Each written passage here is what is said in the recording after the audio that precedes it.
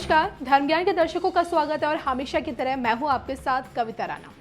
अपने विवादित बयानों से मौलवियों और कट्टरपंथियों की नींद उड़ा देने वाले वसीम रिजवी अब जितेंद्र नारायण सिंह त्यागी हो गए हैं। माथे पर त्रिपुंड और भगवा चोला ओढ़े ये वही वसीम रिजवी हैं जिन्होंने कुरान की 26 आयतों को आतंकवाद से जोड़कर उसे हटाने के लिए सर्वोच्च अदालत का दरवाजा खटखटाया था। ये वही वसीम रिजवी हैं जिन्होंने देश की 9 विवादित मस्जिदों को हिंदुओं को सौंपने की बात कही थी। बाबरी ढांचे को जहां देखे हिंदुस्तान की धरती पर कलंक बताया था, तो वहीं पाकिस्तान की तुलना मुस्लिम लीग से कर डाली थी। और इतना ही नहीं, इस्लामी मदरसों के खिलाफ आवाज बुलंद कर आतंकवाद का केंद्र बताकर उन्हें बंद करने की भी मांग उठाई थी। और अपने इन्हीं बयानों से चर्चा में रहने वाले वसीम रिजवी अब भगवा के शरण में आ चुके हैं। हाल ही में ढासना देवी मंदिर में महंत यति नरसिंहानंद गिरी की मौजूदगी में पूरे विधि विधान के साथ वसीम रिजवी ने हिंदू धर्म अपना लिया है। इस्लाम से हिंदू धर्म में जाने वाले वसीम रिजवी ने इसे अपनी घर वापसी बताई है। अब सवाल ये उठता है कि बतौर शिया मुसलमान वक्फ बोर्ड में काम कर चुके वसीम रिजवी को इस्लाम धर्म क्यों छोड़ना पड़ा?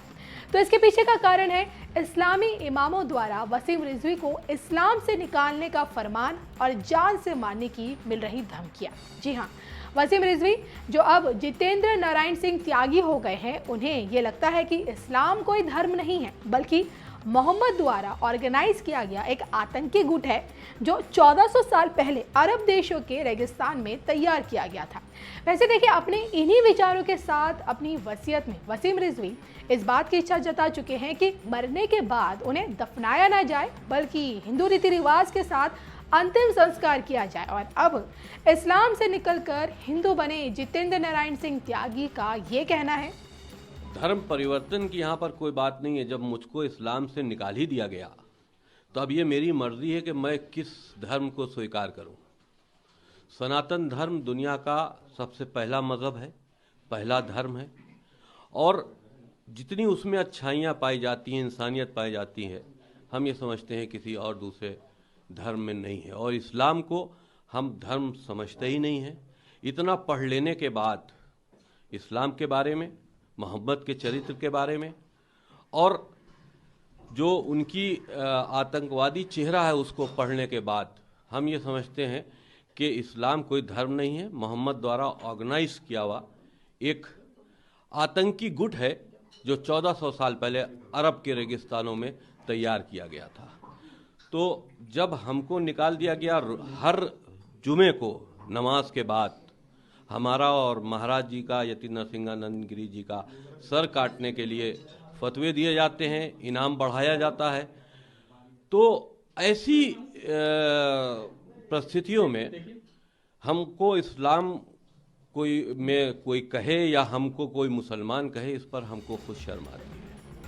अब अगर हम वसीम रिजवी के राजनीतिक करियर पर एक नजर डालें तो देखिए, साल 2000 में नगर निगम के चुनाव से राजनीतिक पारी का उन्होंने आगाज किया, वक्फ बोर्ड के सदस्य बने और उसके बाद चेयरमैन के पद तक भी पहुंचे। और देखिए, लगभग 10 सालों तक बोर्ड में रहे और इस बीच देखिए बोर्ड में संपत्तियों में हेरफेर करने के आरोप भी लगे और जिसके चलते समाजवादी पार्टी से उन्हें निष्कासित कर दिया गया। तो विरोधियों का कहना है कि अपनी राजनीति चमकाने के लिए वसीम रिजवी मुस्लिम विरोधी बयान देते हैं और इसलिए इस्लामी इमामों ने उन्हें इस्लाम से निकालने का फैसला किया था।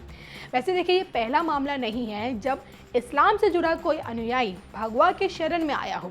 यूँ तो देखिए, आम आदमी से लेकर कई बड़ी बड़ी हस्तियों का झुकाव हिंदू धर्म की ओर बढ़ा है। और देखिए, हाल फिलहाल में इंडोनेशिया के संस्थापक और पहले राष्ट्रपति सुकर्णा की बेटी की भी हिंदू धर्म में वापसी हुई है।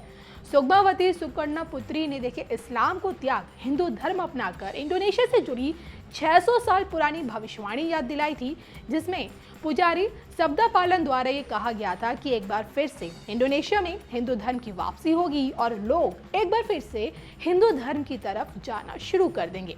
यूँ तो देखिए, इस धरती पर हिंदू धर्म अपने आप में कितना पुराना है, इसका प्रमाण देखिए समय समय पर विदेशी जमीन से निकले हिंदू देवी देवताओं की मूर्तियां और मंदिरों के अवशेष बता देते हैं। लेकिन फिर भी धर्म की इस लड़ाई में हर कोई अपने धर्म को सबसे ऊपर रखता है।